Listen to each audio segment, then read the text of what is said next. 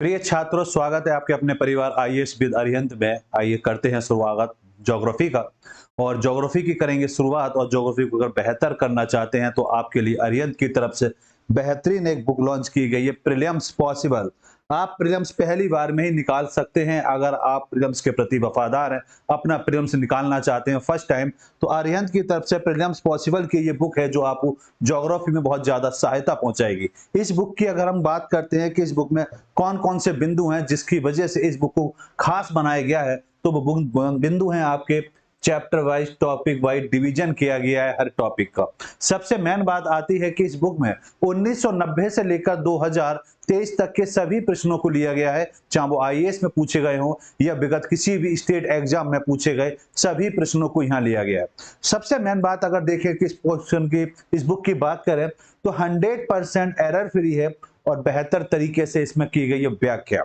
सबसे मेन बात जो आती है कि जो टिपिकल प्रश्न जो आपको करते हैं सबसे ज्यादा परेशान, उनके लिए अलग से रखा गया है नॉलेज प्लस, जो आपको बुक के अंदर मिलेगा और जिसकी आपको सबसे ज्यादा आवश्यकता होती है, विभिन्न स्रोतों की आवश्यकता होती है कि जो टॉपिकल प्रश्न है उनके लिए कहां कहां से चीजें पढ़ी जाएं, तो वो सभी बिंदु आपको एक ही जगह मिल जाएंगे।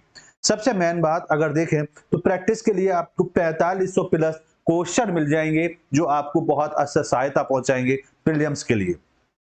अब बात आती है क्या सिर्फ हमारे लिए ज्योग्राफी की ही बुक है? नहीं, जब प्रीलिम्स पहली बार में क्लियर करना है तो आपको अरिहंत की तरफ से देखिए भारतीय इतिहास दिया गया है, भूगोल एवं भारत का, विश्व का भूगोल, आपका भारतीय राज्य व्यवस्था, भारतीय अर्थव्यवस्था और सामान्य विज्ञान की ये सभी बुकें आपको आपके नजदीक के बुक स्टोर या आप ऑनलाइन भी ऑर्डर कर सकते हैं और अपने प्रीलिम्स की तैयारी को और बेहतर कीजिए। चलिए करते हैं श्रृंखला की शुरुआत जो आपकी ज्योग्राफी की चल रही है। उसमें आज का हमारा पहला प्रश्न है कि मूंगफली का मूल स्थान कहां है।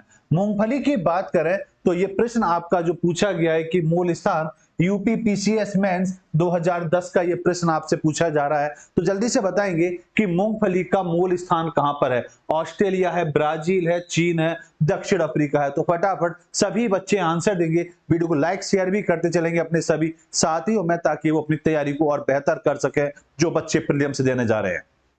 देखिए, मूंगफली की अगर हम बात करें तो मूंगफली एक खरीफ फसल है और इस फसल की बात करें तो बुआई जो होती है जून जुलाई के महीने के आसपास इसकी बुआई की जाती है।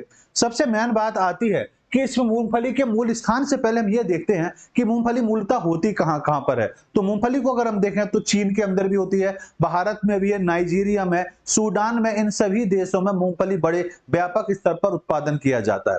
लेकिन हमसे प्रश्न ये पूछा जा रहा है कि मूंगफली का मूल स्थान कहां पर है। मूल स्थान बताना है कि वास्तविक स्थान मूंगफली के मूल स्थान के तहत अगर देखा जाए तो वो ऑप्शन जो बनेगा वह बनेगा आपका ब्राजील। तो ब्राजील जो है मूंगफली के मूल स्थान के तौर पर जाना जाता है। आइए बेटा बात को जरा समझते हैं। बिल्कुल आंसर हो गया बी इसका बिल्कुल सही आंसर कि मूंगफली का मूल स्थान जो है वो क्या है, आपका ब्राजील है। अगर देखें तो विश्व में मूंगफली के प्रमुख उत्पादक देशों में बात करें तो चीन आएगा, देखिए आपका भारत है, नाइजीरिया है, सूडान और अमेरिका भी अपने विशेष स्थान रखता है। मूंगफली के अगर हम देखें तो ये कैसी फसल है, ये आपकी खरीफ फसल के तहत आती है और जिसकी बुआई कब की जाती है, जून जुलाई के तहत की जाती है और खुदाई जो की जाती है इसकी नवंबर दिसंबर के आसपास होती है।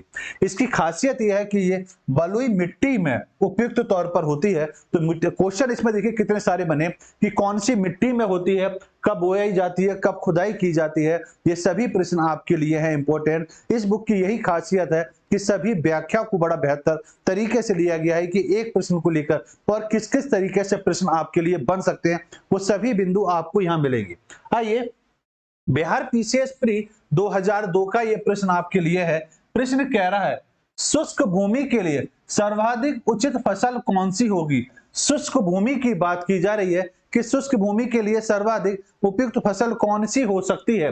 भाई गन्ना हो सकता है, जूट हो सकता है, गेहूं हो सकता है या मूंगफली हो सकती है। तो जल्दी से बताएंगे इसका सही आंसर क्या हो सकता है, इस क्वेश्चन का सही और सटीक आंसर क्या बनेगा। देखिए बात को अगर हम समझते हैं, भाई शुष्क भूमि की अगर हम बात करें तो शुष्क भूमि में मुख्य तौर पर देखें तो तिलहन प्रकार की जो फसलें होती है वो फसलें इसके अंतर्गत आती हैं। अब तिलहन फसलों में अगर हम देखेंगे तो तिलहन फसलों में आती है आपकी मूंगफली, तो मूंगफली इसका सही आंसर होगा। तो बिल्कुल राइट आंसर हुआ इसका मूंगफली, बिल्कुल सही आंसर दिया। तो शुष्क भूमि में कैसी फसल होती है? तिलहन फसलों को बड़े व्यापक स्तर पर किया जाता है और सही आंसर क्या है आपका? मूंगफली इसका बिल्कुल राइट आंसर बनता है, बिल्कुल सही आंसर है आपका डी। Very good. भाई शुष्क भूमि के लिए सर्वाधिक उचित फसल जो है वो आपकी कौन सी आती है बेटा? मूंगफली आती है। कि मूंगफली एक प्रकार की तिलहन फसल है और यह प्रोटीन का प्रमुख स्रोत होता है। तो पूछा जाए, साइंस का प्रश्न बना कि प्रोटीन के स्रोत के तहत अगर हम देखें तो मूंगफली में क्या पाया जाता है, तो हम कहेंगे कि भाई इसमें क्या पाया जाता है? प्रोटीन पाया जाता है। और प्रोटीन की मात्रा मांस की तुलना में देखें तो 1.3 गुना, अंडे से देखें तो 2.5 गुना तथा फलों से 8 गुना अधिक होती है। उष्ण उपोष्ण दोनों कटिबंधीय तौर पर यह फसल व्यापक स्तर पर की जाती है। अगला प्रश्न है आपका यूपी पीसीएस मेंस 2008 का प्रश्न है। प्रश्न कह रहा है विश्व में नारियल का सबसे बड़ा उत्पादक देश कौन सा होगा? नारियल का सबसे बड़ा उत्पादक देश कौन सा है? ब्राजील है, भारत है, इंडोनेशिया है या फिलीपींस है? जल्दी से बताएंगे इसका सही आंसर क्या होगा। विश्व में नारियल का सबसे बड़ा उत्पादक देश, भाई नारियल की अगर हम बात करेंगे तो नारियल उष्ण कटिबंधीय क्षेत्र के तहत बोया जाता है। अब उष्ण कटिबंधीय क्षेत्र को अगर देखा जाए तो कौन सा देश आएगा जो उष्ण कटिबंधीय क्षेत्र के तहत आता है? तो इसमें ऑप्शन है आपके सामने, ब्राजील है, भारत है, इंडोनेशिया है, फिलीपींस है। तो जल्दी से बताएंगे इसका सही आंसर क्या होगा। देखिए भारत के परिप्रेक्ष्य में अगर देखें तो ये आंसर नहीं बैठता। नमस्ते बेटा रावत जी, नमस्ते बेटा। देखिए उष्ण कटिबंधीय क्षेत्र की अगर हम बात करते हैं तो आप अंडमान निकोबार के जब साउथ में जाएंगे तो वहां पर एक द्वीप आता है जिसको बोलते हैं सुमात्रा द्वीप। ठीक, तो सुमात्रा इसका प्रमुख स्रोत है और सुमात्रा को अगर हम देखेंगे तो सुमात्रा आपका कहां आता है? इंडोनेशिया में। तो सही आंसर होगा आपको इंडोनेशिया। हिंद और प्रशांत महासागर के तटीवर्ती क्षेत्रों के तहत इसका व्यापक स्तर पर व्यापार भी किया जाता है। तो सही आंसर क्या हुआ आपका? इंडोनेशिया इसका सही आंसर होगा। तो बिल्कुल सही आंसर है बेटा सी। तो विश्व में नारियल का सबसे बड़े उत्पादक देशों में अगर देखें तो इंडोनेशिया है। बट नारियल गर्म क्षेत्र या हम कह सकते हैं उष्ण कटिबंधीय क्षेत्र में ये उगने वाला पेड़ है। नारियल का मूल क्षेत्र जो है जावा और सुमात्रा को माना जाता है, जबकि ये हिंद महासागर और प्रशांत महासागर के तटवर्तीय क्षेत्रों में भी ये मुख्य रूप से पाया जाता है। अगर नारियल को शीर्ष देशों के क्रम के आधार पर रखा जाए तो आप ये कह सकते हैं कि पहला स्थान जो आता है वो आपके इंडोनेशिया का आएगा, दूसरा नंबर फिलीपींस का है और भारत का स्थान जो आएगा वो तीसरे नंबर पर आता है, जबकि चौथे नंबर पर आपका श्रीलंका आता है। वेरी गुड बेटा रावत, वेरी गुड। आइए रावत जी बताइए बेटा, यूपी पीसीएस प्री 2012 का प्रश्न आपसे पूछा जा रहा है। प्रश्न कह रहा है मूंगफली निम्नलिखित में से कहां की मुख्य फसल है? अब गलत नहीं होना चाहिए, ठीक है ना? बताइए, जॉर्जिया की है, गाम्बिया की है, घाना की है या ग्वाटेमाला की है? तो जल्दी से बताएंगे इस प्रश्न का सही आंसर क्या होगा कि मूंगफली निम्नलिखित में के कहां की मुख्य फसल है? जी जल्दी से फटाफट आंसर देंगे, सभी बच्चे आंसर देंगे। रावत जी वेरी गुड बेटा, सभी लोग आंसर दें कि सर इस प्रश्न का सही आंसर ये हो सकता है। भाई अगर मूंगफली की बात करेंगे तो मूंगफली को देखा जाए तो अफ्रीका के देशों में बड़े स्तर पर इसका प्रयोग किया जाता है और अफ्रीका के पश्चिमी भाग में एक देश पड़ता है जिसको हम क्या बोलते हैं? गाम्बिया। तो गाम्बिया जो है यहाँ की मुख्य फसल के तौर पर जाना जाता है। तो इसका सही आंसर क्या होगा आपका? बी होगा इसका बिल्कुल राइट आंसर। देखिए बात को जरा समझते हैं। तो आंसर इसका क्या है आपका? बी, कि मूंगफली गाम्बिया की क्या है? प्रमुख फसल है। गाम्बिया पश्चिमी अफ्रीका में स्थित एक निर्धन देश है और ये तीनों ओर सेनेगल से घिरा है। सेनेगल से लगने वाला सीमावर्ती क्षेत्रों में अगर बात करें तो मूंगफली का पर्याप्त उत्पादन यहाँ पर बड़े स्तर पर किया जाता है। आज से लगभग 7500 वर्ष पूर्व मूंगफली की खेती का सर्वप्रथम मैक्सिको में प्रारंभ की गई थी। तो अगर पूछा जाए कि मूंगफली का मूल उत्पादन अगर देखा जाए पहली बार फसल को बोया कहां गया, तो आपका आंसर होगा मैक्सिको। और ये लगभग कितने समय की बात है? 7500 वर्ष पुरानी बात होती है। यहां से उत्तरी अमेरिका, चीन और अफ्रीका की ओर पहुंचते हुए वर्तमान समय अगर हम देखें तो मूंगफली का सर्वाधिक उत्पादन करने वाला देश जो है वो उसका स्थान आता है चीन का पहला स्थान है, लेकिन ऑप्शन के अभाव में आंसर कौन सा देंगे यहाँ पर, गाम्बिया। गाम्बिया। नेक्स्ट मुझे, निम्नलिखित में से कौन सा देश अरंड के तेल तथा बीज का सबसे बड़ा उत्पादक और निर्यातक देश है बेटा? और ये प्रश्न आपका है उत्तराखंड पीसीएस प्री 2021 का ये प्रश्न है। तो जल्दी से आंसर देंगे कि इस प्रश्न का सही और सटीक आंसर क्या हो सकता है कि विश्व में कौन सा देश है जो अरंड के तेल और बीज का सबसे बड़े उत्पादक देशों की लिस्ट में आता है। जल्दी से, कल जो आपको लिस्ट बताई थी उस लिस्ट से ही आपके प्रश्न बन रहे हैं। तो मैं फिर सलाह दूंगा कि जो बच्चे अभी अभी क्लास में जुड़े हों, तो जो कल की क्लास आपकी हो गई है मिस, उस क्लास को जरूर देखेंगे और मार्केट से ये बुक ले लेंगे। इस बुक में सभी कुछ बिंदु दिए हुए हैं, जो भी कुछ आपको पढ़ाया जा रहा है वो सभी कुछ इस बुक के तहत पढ़ाया जा रहा है। तो जल्दी से बताएंगे इसका सही आंसर क्या होगा। देखिए, अगर हम बात करते हैं अरंड के तेल तथा बीज के उत्पादन में, तो इसमें प्रथम स्थान की अगर हम बात करेंगे, बड़े स्तर पे बात करेंगे, तो आंसर होगा भारत का, कि भारत में जो है अरंड के तेल और बीज का बड़े स्तर पर व्यापक स्तर पर व्यवहार किया जाता है। अगर यहाँ पर देखें कि इसका उत्पादन कितना होता है, तो भारत में लगभग इसका उत्पादन जो होता है 73% के आसपास यहां पर इसका होता है आपका उत्पादन। जबकि अगर हम बात करें तो चीन, ब्राजील और मोजाम्बिक इसके प्रमुख उत्पादक देशों की लिस्ट में भी आते हैं। तो देखिए, बात को जरा समझते हैं बेटा। बिल्कुल सही आंसर है आपका बी, कि भारत विश्व में सर्वाधिक अरंड के तेल तथा बीज का सबसे बड़े उत्पादक तथा निर्यातक देशों के तहत आता है। मेन बात यह है कि भारत विश्व के कुल उत्पादन का देखेंगे तो लगभग कितना उत्पादन करता है, 73% भाग क्या करता है, उत्पादन करता है। और भारत के बाद अगर देखें तो चीन का आएगा, ब्राजील और मोजाम्बिक अपना स्थान रखते हैं प्रथम, द्वितीय, तृतीय और चौथे के स्थान पर। भारत में अरंड का तेल सर्वाधिक उत्पादन कहां, किस राज्य में होता है, गुजरात में होता है। तो यहां पर आपके लिए दो प्रश्न बने कि भारत में सबसे ज्यादा अरंड का उत्पादन और बीज का उत्पादन होता है, और भारत में भी अगर देखेंगे तो कौन सा राज्य प्रथम स्थान पर है, तो आपका गुजरात प्रथम स्थान पर आता है। इसी तरह गुजरात भारत में कुल अरंड का अगर देखेंगे तो 90% भाग का उत्पादन करता है, जबकि पूरे भारत की अगर हम बात करेंगे तो पूरे भारत में इसका उत्पादन जो होता है पूरे विश्व के अकॉर्डिंग तो वो 73% के अंतर्गत होता है। भाई, गुजरात के बाद आपका राजस्थान दूसरे नंबर पर आता है, जबकि आंध्र प्रदेश का स्थान जो आएगा वो आपका तीसरे नंबर पर स्थान आता है। चलिए आइए अगले प्रश्न पर देखते हैं। सबसे पहले कौन आंसर देता है? मध्य प्रदेश पीसीएस प्री 2004 का प्रश्न आपके लिए है बेटा, जल्दी से बताएंगे कौन सा देश तंबाकू उत्पादन में विश्व में प्रथम स्थान पर आता है? सर, प्रथम स्थान कौन सा है जो तंबाकू के उत्पादन में आएगा? ऑप्शन है आपके सामने, चीन, भारत, पाकिस्तान, बांग्लादेश। तो जल्दी से बताएं इसका सही आंसर क्या होगा। सभी लोग आंसर देते चलेंगे और वीडियो को लाइक शेयर भी करते चलेंगे अपने साथियों में, ताकि जिन बच्चे प्रीलिम्स की तैयारी कर रहे हैं वो अरिहंत की श्रृंखला के साथ जरूर जुड़ें और अपने आप का आकलन करें कि तैयारी कितनी बेहतर है। तो जल्दी से बताएंगे इस प्रश्न का सही आंसर क्या होगा।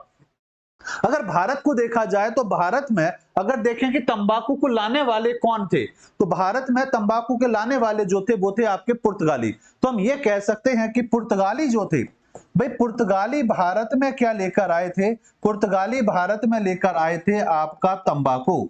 अब ये बात तो क्लियर हो गई, लेकिन प्रश्न ये बन रहा है कि तंबाकू के उत्पादन में कौन सा देश है जो प्रथम स्थान पर आएगा? तो वो देश आपका बनता है चीन। चीन इसका होगा बिल्कुल right answer. Very good answer बेटा, आप दीप सिंह का आंसर है, कनिका बेटा बहुत बढ़िया बेटा, बिल्कुल सही आंसर। तो सही आंसर होगा आपका चीन का, इसमें प्रथम स्थान आता है। भाई, तंबाकू उत्पादन में प्रथम स्थान किसका आता है? चीन का आता है। और तंबाकू में अगर देखें तो चीन के बाद आपका भारत, ब्राजील, इंडोनेशिया, संयुक्त राज्य अमेरिका का स्थान आता है। सोचने वाली बात है कि पुर्तगाली भारत में लेकर आए थे तंबाकू को, और पुर्तगाली कहीं भी कोई स्थान नहीं रखता, और भारत ने अपना स्थान कौन से नंबर पर रख लिया है? दूसरे नंबर पर आया है। ठीक, आइए अगले प्रश्न पर आते हैं, और अगला प्रश्न है आपका मध्य प्रदेश पीसीएस प्री 2010 का प्रश्न है आपके लिए। प्रश्न कह रहा है सर्वाधिक रबड़ की खेती होती है, तो सर्वाधिक रबड़ की खेती कहां होती है? जल्दी से बताएंगे। भारत में होती है, चीन में होती है, अमेजन तथा जाइरेन बेसिन के अंतर्गत होती है, या इंग्लैंड इसका सही आंसर होगा? तो जल्दी से बताएं इसका सही आंसर क्या होगा। देखिए पिछली क्लासों को अगर हम ध्यान से हमने देखा होगा तो ये समझा होगा, जब भी इस तरह के प्रश्न आपके एग्जाम में आए तो हमें क्या करना है, भौगोलिक स्थिति का आकलन करना है कि इसमें कौन सी भौगोलिक स्थिति है जो आंसर के अकॉर्डिंग सही बैठेगी। क्योंकि हमसे पूछा जा रहा है रबड़ को लेकर, तो सबसे पहले हमें यह देखना पड़ेगा रबड़ जिस क्षेत्र में होती है वहां का टेम्परेचर कितना होना चाहिए, ये हमें पता होना चाहिए। दूसरा, कितने परसेंटेज कितनी सेंटीमीटर वर्षा उस क्षेत्र में होनी चाहिए, उसके आधार पर हम चीजों का आकलन कर पाते हैं। अगर भविष्य में कोई क्वेश्चन ऐसा आए तो आपको हर चीज का, हर पहलू पर विशेष तौर पर ध्यान देना पड़ेगा। तो यहां पर अगर हम देखते हैं तो भारत, अब सबसे पहले बात आती है रबड़ को लेकर, क्योंकि भारत को हम बाद में देखेंगे, पहले हम देखेंगे कि रबड़ के लिए कितना टेम्परेचर होना चाहिए। तो यहां पर अगर टेम्परेचर की बात करें तो टेम्परेचर लगभग भाई 25 डिग्री सेल्सियस से लेकर लगभग 35, 34 या 36 डिग्री के आसपास होना चाहिए टेम्परेचर। अब इसको भारत के परिप्रेक्ष्य में देखेंगे तो भारत का टेम्परेचर भाई यहाँ पर सटीक नहीं बैठता। भारत का टेम्परेचर जो है वो मिनिमम जो बैठता है वो अलग बैठता है, वो यहाँ टेम्परेचर नहीं बैठता। दूसरा, अगर वर्षा की बात करेंगे तो वर्षा यहाँ पर जो आती है इस क्षेत्र में रबड़ को करने के लिए लगभग 200 सेंटीमीटर वर्षा होनी चाहिए, जो भारत के लगभग कुछ क्षेत्र में ही होती है। तो ये बात तो नहीं बैठती कि भाई रबड़ की खेती क्षेत्र के अंतर्गत होगी। अब इस बात को अगर देखें तो इतना ज्यादा टेम्परेचर और इतनी सेंटीमीटर वर्षा जो होगी वो मुख्यतः पृथ्वी के भूभाग के अंतर्गत होगी। और पृथ्वी के भूभाग को अगर देखेंगे, मध्य भाग को देखेंगे तो मध्य भाग में आपका भूमध्य रेखा आएगी।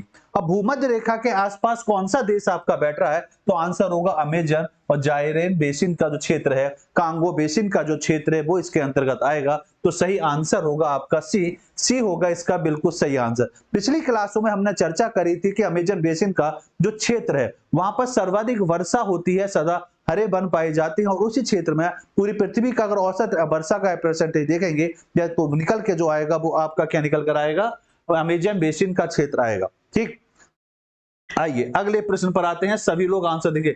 अच्छा, पहले व्याख्या को देख लेते हैं। तो व्याख्या में बिल्कुल स्पष्ट हो गया कि आंसर क्या है, आपका सी है। भाई सर्वाधिक रबड़ की खेती अमेजन बेसिन में होती है। और देखिए टेम्परेचर कितना होना चाहिए, 25 से 35 डिग्री सेंटीग्रेड के आसपास यहाँ पर टेम्परेचर, और वर्षा जो होनी चाहिए वो लगभग 200 सेंटीमीटर के आवश्यकता होनी चाहिए। पहले ये अमेरिका के अमेजन बेसिन के जंगलों में ही उगता था। वर्तमान में इसका उत्पादन अगर देखें तो कहां कहां होता है, श्रीलंका होता है। भैया अमेरिका जो लिखा है, इस अमेरिका का मतलब अमेजन बेसिन, अमेरिका का मतलब है दक्षिणी अमेरिका। इस बात को जरा समझेंगे, इस अमेरिका का मतलब क्या है आपका दक्षिणी अमेरिका लिखेंगे तो बिल्कुल सटीक बैठेगा कि दक्षिणी अमेरिका का जो अमेजन बेसिन का क्षेत्र है वो इसके अंतर्गत आएगा। भाई वर्तमान में देखें तो चीन है, भारत के दक्षिणी भागों में इसका बड़े स्तर पर उत्पादन किया जाता है। भारत में कौन कौन से देश हैं, तो कौन कौन से राज्य आते हैं, तो पहला स्थान आपका केरल का आएगा, उसके बाद तमिलनाडु, कर्नाटक, और देश की अगर हम बात करेंगे तो इंडोनेशिया, मलेशिया, थाईलैंड आदि देश भी अपना विशेष स्थान रखते हैं रबड़ के उत्पादन में। आइए अगले प्रश्न का आंसर देंगे। यूपीपीसीएस मेंस 2005 में भी ये प्रश्न आपसे पूछा गया है, और यूपीपीसीएस जीआईसी का जो पेपर होता है लेक्चरर के लिए 2010 में ये प्रश्न आपसे पूछा गया है। प्रश्न कह रहा है विश्व के लगभग 1/3 प्राकृतिक रबड़ का उत्पादन कहां होता है। भारत में होता है, इंडोनेशिया में होता है, मलेशिया में होता है, या थाईलैंड के अंतर्गत होता है। तो जल्दी से बताएंगे कौन सा क्षेत्र होगा जहां पर ये आएगा। आपका फटाफट आंसर देंगे कि भाई यहां पर इसका उत्पादन जो होता है वो लगभग 1/3 क्षेत्र के अंतर्गत होता है। तो देखते हैं कौन इस आंसर को दे पाएगा। कॉन्सेप्ट मैंने आपको समझाया था, उस कॉन्सेप्ट के आधार पर अगर चीज को पकड़ने की कोशिश करेंगे तो आपका आंसर बिल्कुल सही और सटीक आंसर आएगा। तो जल्दी से बताएंगे इस क्वेश्चन का सही आंसर क्या हो सकता है। जी जल्दी से आंसर दें कि सर इस प्रश्न का सही आंसर ये रहेगा। जी बहुत बढ़िया, बहुत बढ़िया, सभी बच्चों के आंसर सही आ रहे हैं।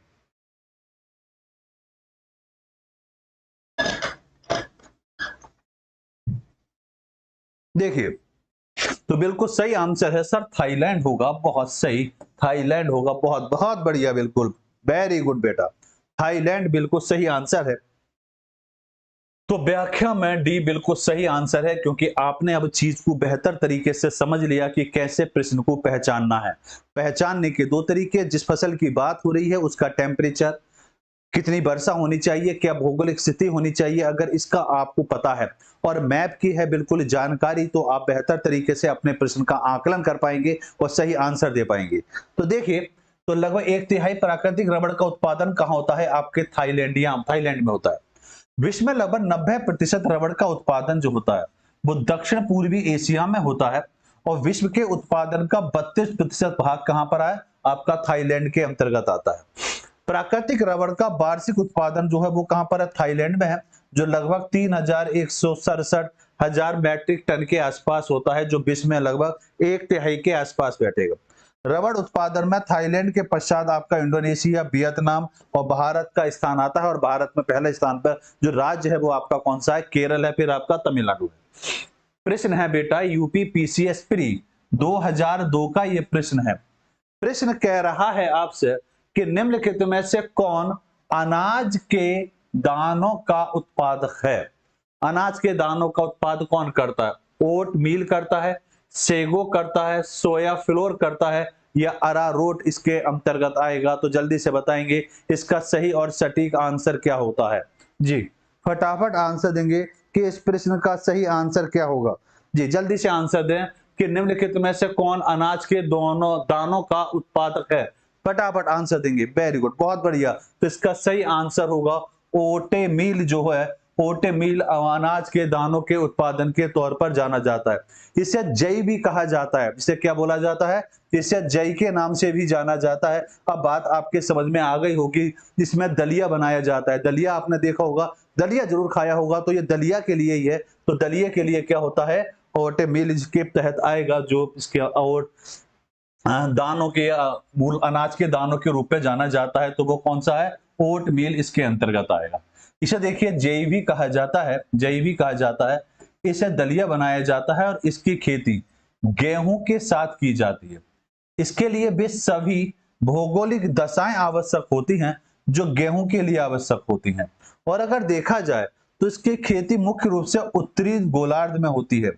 इसके अतिरिक्त सेगो एक अमेरिका के भोजन पेय पदार्थ है, जबकि सोया फ्लोर तिलहन की फसल मानी जाती है, और अरारोट एक प्रकार का अगर देखा जाए स्टार्च या मंट है, जो पौधों की जड़ों से मुख्य रूप से क्या किया जाता है? प्राप्त किया जाता है। अगला प्रश्न है बेटा यूपी पीसीएस प्री 1990 और 2001 का प्रश्न आपके लिए है।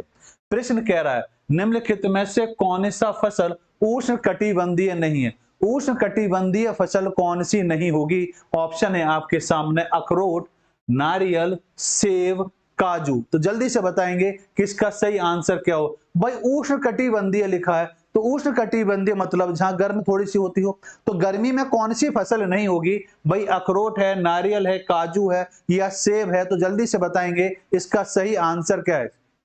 जी फटाफट आंसर देंगे। रावत जी आंसर देंगे। बहुत सेब, दीप सिंह का आंसर आया बेटा, बहुत बढ़िया, बिल्कुल सेब। क्योंकि सेब को अगर देखा जाए तो घूमने गए होंगे आप जम्मू कश्मीर, और जम्मू कश्मीर जाएंगे तो वो कैसा क्षेत्र आएगा? समशीतोष्ण के अंतर्गत आएगा। तो सेब के लिए कैसी फसल की, किस तरह की जलवायु की आवश्यकता होती है, किस प्रकार का ये फल माना जाएगा, तो इसको हम समशीतोष्ण के तहत रखेंगे। तो बिल्कुल सही आंसर दिया बेटा आपने, सी इसका बिल्कुल सही आंसर है। रावत जी का भी आंसर बहुत बढ़िया बेटा। आइए प्रश्न को बिल्कुल आपका आंसर बिल्कुल सही है कि सर आंसर हमारा सी होगा, क्योंकि सेब उष्णकटिबंधीय फल के तहत नहीं आता। क्योंकि सेब को अगर हम देखेंगे तो सेब आपका समशीतोष्ण या ठंडे जलवायु प्रदेश के लिए सबसे ज्यादा उपयुक्त माना जाता है। दूसरी बात अगर हम देखें तो इसके लिए जल निकासी वाली भूमि की आवश्यकता होती है। सबसे मेन बात, भूमि जल निकासी के लिए भाई देखिए चाय के लिए भी आवश्यकता होती है, सेब की भी आवश्यकता होती है, कहवा के लिए भी आवश्यकता होती है। इसमें फलों का विकास अधिक होता है सर्दियों में के मौसम में। फलों के अच्छे विकास के लिए पौधों को लगभग 200 घंटे सूर्य की धूप की आवश्यकता होती है। विश्व में चीन सेब का सर्वाधिक उत्पादन करता है। इसके पश्चात अगर देखें तो आपका तुर्की का स्थान आता है, यूएसए का आता है, आपके पोलैंड का आता है, भारत, ईरान आदि प्रमुख उत्पादक देशों के अंतर्गत आता है। हिमाचल प्रदेश, उत्तराखंड, जम्मू कश्मीर। हाँ बेटा बिल्कुल। आइए अगला प्रश्न है आपका यूपी पीसीएस प्री 2016 का यह प्रश्न आपसे पूछा जा रहा है। प्रश्न कह रहा है विश्व में फलों उत्पादक के रूप में भारत का स्थान कौन सा है? फलों के उत्पादन में अगर हम पूछें कि भारत की पोजीशन क्या बनती है, तो जरा बताएं कि तीसरी है, चौथी है, पहली है या दूसरी होगी। तो जल्दी से बताएंगे कि भारत की स्थिति क्या बनती है। संपूर्ण फलों को अगर एक जगह लिया जाए तो फलों के उत्पादन में भारत का कौन सा स्थान आता है। यह बात तो क्लियर है कि पूरे विश्व में अगर हम देखें फलों के उत्पादन में, तो फलों के उत्पादन में पहला स्थान जो आता है वो आपका चीन का आता है। तो पहला स्थान किसका आता है? पहला स्थान फलों के उत्पादन में आता है चीन का। अब बात आती है कि भारत का स्थान इसके तहत कौन सा होगा, तो जल्दी से बताएंगे इसका सही और सटीक आंसर क्या हो सकता है। बिल्कुल, अगर फलों के उत्पादन की अगर हम बात करेंगे तो भारत का स्थान कौन सा आता है? चीन के बाद भारत का दूसरा स्थान इसके तहत आएगा। तो सही आंसर हुआ आपका बेटा डी, इसका बिल्कुल सही आंसर आया कि विश्व में फल उत्पादक के रूप में भारत का स्थान दूसरा है और फल उत्पादन के मामले में विश्व में चीन का क्या है? प्रथम स्थान इसके अंतर्गत आता है। भारत जलवायु में अनेक विविधता पाई जाती है, यही कारण है कि भारत के विभिन्न भागों में विभिन्न प्रकार के फलों और सब्जियों का क्या होता है? बड़े स्तर पर उत्पादन किया जाता है।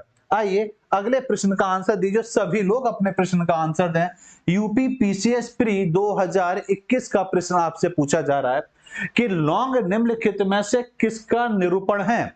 ऑप्शन है आपके सामने, अंतःस्थलीय कली है, सहायक कली है, फूल कली है या वनस्पति कली के तहत आएगा। तो जल्दी से बताएंगे कि लौंग का रूप किसके अंतर्गत आएगा, लौंग क्या है? फटाफट आंसर दें कि सर इसका सही आंसर ये वाला हो सकता है।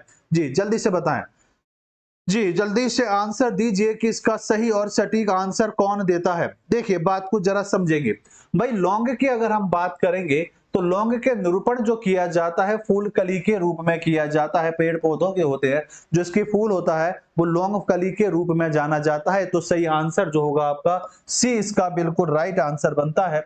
देखा जाए तो लौंग जो है फूल कली का निरूपण होता है, जो आंसर बिल्कुल स्पष्ट करता है कि आपका आंसर क्या है, सी है। भी लौंगों को अगर देखें तो यूजीनिया कैरियोफाइलेटा प्रजाति का सदाबहार वृक्ष है। तो लौंग किस प्रजाति का है? तो ये इस प्रजाति के तहत आता है और खाने में प्रयुक्त होने वाले लौंग वृक्ष की सूखी पुष्प कलिका जो होती है इसको इसके तहत रखा जाता है। लौंग को अगर देखें तो इंडोनेशिया में देखें तो मालुक द्वीप समूह के तहत जो का है मालुकास की मूल प्रजाति है और आमतौर पर मसाले के रूप में उपयोग की जाती है। और देखा जाए इसको तो अलग अलग देशों में अलग अलग फसलों के मौसम के कारण लौंग वर्ष भर उपलब्ध रहती है। एक प्रश्न और पूछा जाता है कि लौंग द्वीप के नाम से किसको जाना जाता है? तो लौंग द्वीप के नाम से अगर आप देखेंगे तो उत्तरी अमेरिका में न्यूयॉर्क जो है, न्यूयॉर्क को लौंग द्वीप के नाम से भी जाना जाता है। यह भी याद रखेंगे कि उत्तरी अमेरिका में या लौंग द्वीप के नाम से किसको जाना जाता है। तो आप याद रखेंगे कि लौंग द्वीप के नाम से किसको जाना जाता है? न्यूयॉर्क को। न्यूयॉर्क क्या है? लौंग द्वीप के नाम से जाना जाता है। ठीक, आइए अगली बात पर आते हैं। अगला प्रश्न है आपके सामने, बिहार पीसीएस प्री 2019 का प्रश्न आपसे पूछा जाए।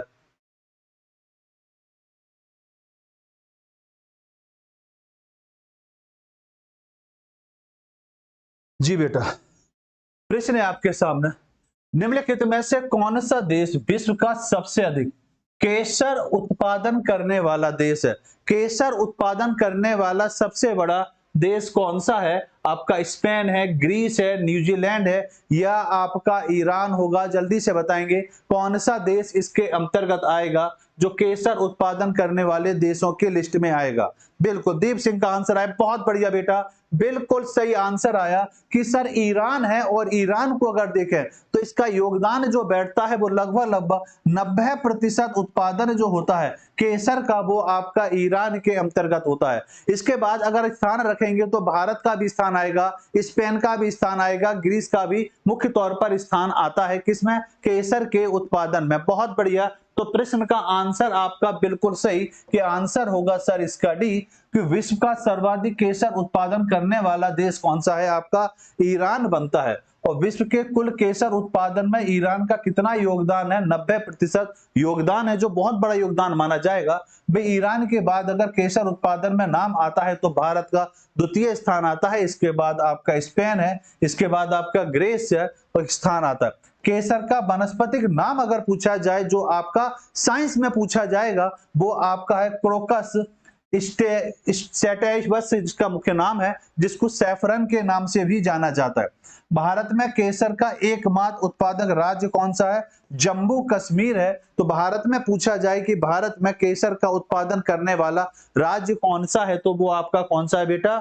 जम्मू कश्मीर इसके तहत आएगा।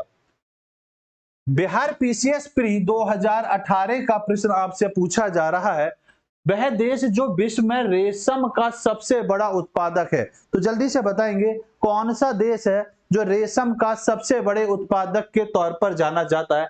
भारत है, चीन है, ब्राजील है, या आपका जापान इसके अंतर्गत आएगा? तो जल्दी से फटाफट बताएंगे कि रेशम का उत्पादन करने वाला प्रथम देश जो है वो बड़े स्तर पर देश कौन सा आएगा इन चार ऑप्शन में देखा जाए।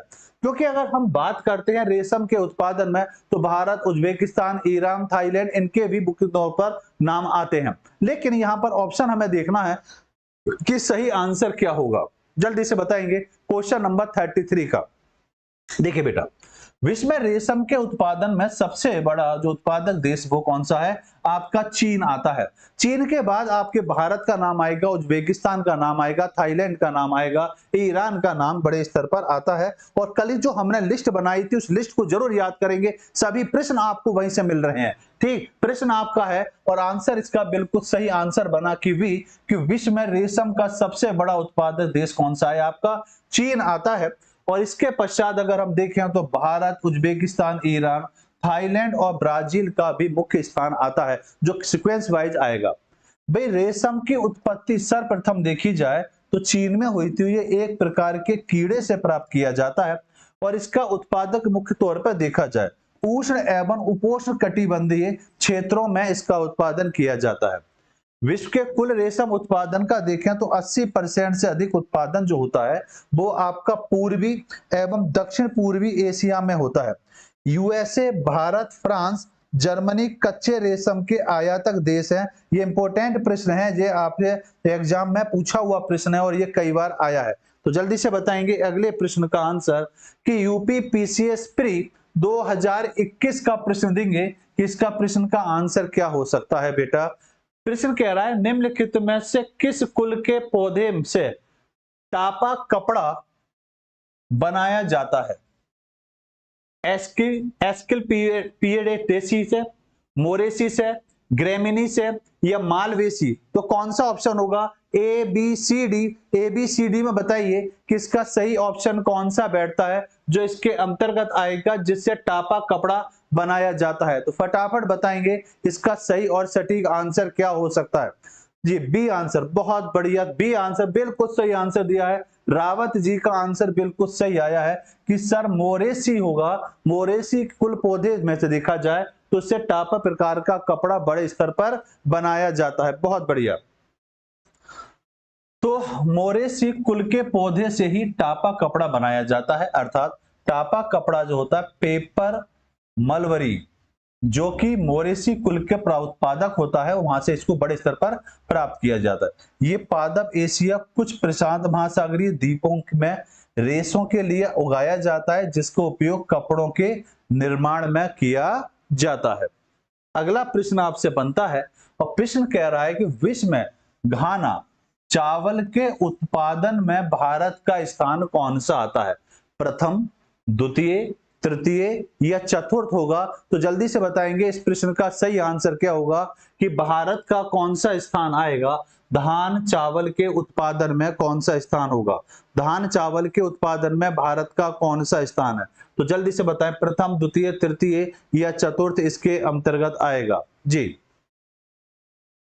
तो इसका सही आंसर होगा आपका द्वितीय। द्वितीय इसका सही आंसर होगा। विश्व में देखें तो धान चावल के उत्पादन में भारत का कौन सा स्थान आता है? दूसरी स्थान आता है, जो लगभग कुल उत्पादन का देखा जाए तो 23% के भाग उत्पादन जो होता है वो आपके भारत के अंतर्गत होता है। ठीक, तो देखिए बिल्कुल सही आंसर है सर, इसका आंसर होगा भी कि विश्व में अगर देखें तो धान चावल के उत्पादन में भारत का क्या है? प्रथम, इसलिए द्वितीय स्थान आता है। भाई भारत चावल का उत्पादन विश्व का लगभग 23% होता है और चावल के उत्पादन में भारत आत्मनिर्भर है। विश्व के शीर्ष 5 चावल उत्पादक देशों में चीन का पहला स्थान आता है, जबकि भारत का द्वितीय स्थान है। इंडोनेशिया और वियतनाम का स्थान आता है। भारत चावल विश्व का सबसे बड़ा निर्यातक देश है। ये जरूर याद रखेंगे कि भारत जो है चावल का विश्व में निर्यातक करने वाले देशों में ये सबसे बड़े देशों में आता है, जबकि उत्पादक देशों में देखा जाए तो कौन से स्थान पर आता है? द्वितीय स्थान के तहत आता है। यूपीपीसीएस मेंस 2016 का ये प्रश्न है। प्रश्न आपसे कह रहा है कि निम्नलिखित देशों में से किस में चावल की कृषि के अंतर्गत सर्वाधिक क्षेत्र है? चावल की कृषि के अंतर्गत सर्वाधिक क्षेत्र कहां पर आता है? चीन होगा आपका, भारत होगा, जापान होगा या फिलीपींस इसका आंसर होगा। तो जल्दी से बताएंगे। देखिए प्रश्न को ध्यान से पढ़ें। प्रश्न दो तरीके से बन रहा है। एक प्रश्न बन रहा है कि चावल के उत्पादन में प्रथम स्थान किसका है।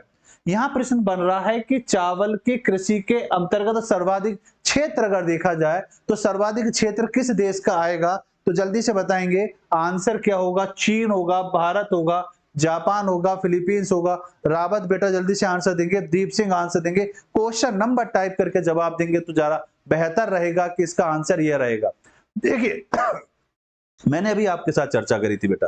प्रश्न बन रहा है दो, अभी एक प्रश्न और बना था कि चावल के उत्पादन में प्रथम स्थान किसका है। पहला प्रश्न यह प्रश्न बन रहा है कि चावल के उत्पादन करने के लिए कृषि के अंतर्गत सर्वाधिक क्षेत्र कौन सा होगा। तो सर्वाधिक क्षेत्र की अगर हम बात करें, भाई क्षेत्रफल पूछा जा रहा है कि किसका क्षेत्रफल, किस देश का क्षेत्रफल ज्यादा है जहां पर चावल का उत्पादन किया जाता है। अब भारत की तुलना अगर हम चीन से करेंगे तो चीन का क्षेत्रफल तो अपने आप में बहुत बड़ा है। तो इस आधार पर देखेंगे तो क्षेत्रफल के आधार पर देखेंगे तो सर्वाधिक क्षेत्रफल जो है वो कृषि के अंतर्गत जो आता है चावल की कृषि के लिए, तो वो स्थान आपका क्या होगा? भारत। बिल्कुल दीप सिंह, वेरी गुड बेटा, बहुत बढ़िया। अब बात को आपने समझा। तो दिए गए विकल्पों में देखें तो आंसर बी सही होगा कि चावल कृषि के अंतर्गत सर्वाधिक क्षेत्र आता है। आर्थिक सर्वे 2022-23 के अनुसार 2021-22 में भारत में चावल की खेती जो थी 46.6 मिलियन हेक्टेयर क्षेत्र में की गई थी, जिसमें खरीफ के अंतर्गत 41.1 मिलियन हेक्टेयर क्षेत्र थी, जबकि रबी के अंतर्गत अगर हम देखेंगे तो रबी के अंतर्गत 5.3 मिलियन हेक्टेयर क्षेत्र इसके अंतर्गत आता है। अन्य देशों में अगर हम बात करें तो चावल की कृषि के अंतर्गत पाए जाने वाले क्षेत्रों में चीन के अंतर्गत देखेंगे तो 30.3 मिलियन हेक्टेयर क्षेत्र आता है, जबकि जापान में अगर देखेंगे तो 14.6 मिलियन हेक्टेयर क्षेत्र आता है, जबकि फिलीपींस में 4.7 मिलियन हेक्टेयर क्षेत्र इसके अंतर्गत आता है। तो अगर पूरे विश्व की अगर हम बात करेंगे तो पूरे विश्व में सर्वाधिक चावल का क्षेत्रफल जो आता है, जहां पर चावल का उत्पादन किसी के क्षेत्र में किया जाता है, तो प्रथम स्थान आपका भारत का है, जबकि द्वितीय स्थान आपका चीन का है। इसी के अपोजिट अगर प्रश्न बनता है कि उत्पादन में पहला स्थान, तो उत्पादन में पहला स्थान चीन का है और उत्पादन में द्वितीय स्थान आपके भारत का है। आइए अगले प्रश्न पर आते हैं। यूपीपीसीएस प्री 2023 का यह प्रश्न है आपका, और प्रश्न कह रहा है फिलीपींस में नारियल एवं गन्ने के कृषि विकास का श्रेय किसको जाता है। फिलीपींस में नारियल एवं गन्ने के कृषि के विकास का श्रेय किसको जाता है? फ्रांस वासियों को जाता है, हॉलैंड वासियों को जाता है, ब्रिटेन वासियों को जाता है, स्पेन व अमेरिकी वासियों को प्रॉपर तौर पर जाता है। तो जल्दी से बताएंगे इसका सही आंसर क्या होगा। यहां बात पूछी जा रही है नारियल और गन्ने की कृषि के विकास में मुख्य तौर पर योगदान किनका रहा है। तो जल्दी से बताएंगे इसका सही और सटीक आंसर कौन सा बनता है। जी सभी लोग आंसर देते चलेंगे भाई, वीडियो को लाइक शेयर भी करते चलेंगे और अपने प्रश्नों का आंसर भी देते हुए चलेंगे।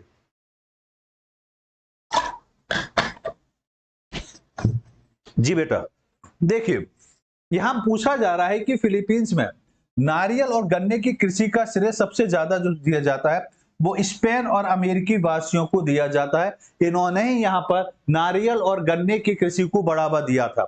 जबकि आगे बात को अगर हम लेके चलते हैं, चलिए पहले इसकी व्याख्या समझ लेते हैं।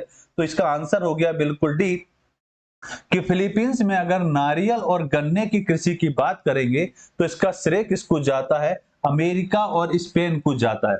जबकि ब्रिटेन वासियों को अगर देखा जाए तो ब्रिटेन वासियों में आप देखेंगे तो भारत और श्रीलंका में चाय के बागान, मलेशिया में रबड़ के बागान और पश्चिमी द्वीप समूह में देखा जाए तो गन्ना एवं केले के बागान विकसित किए थे। यही योगदान किसका है? ब्रिटेन वासियों का है।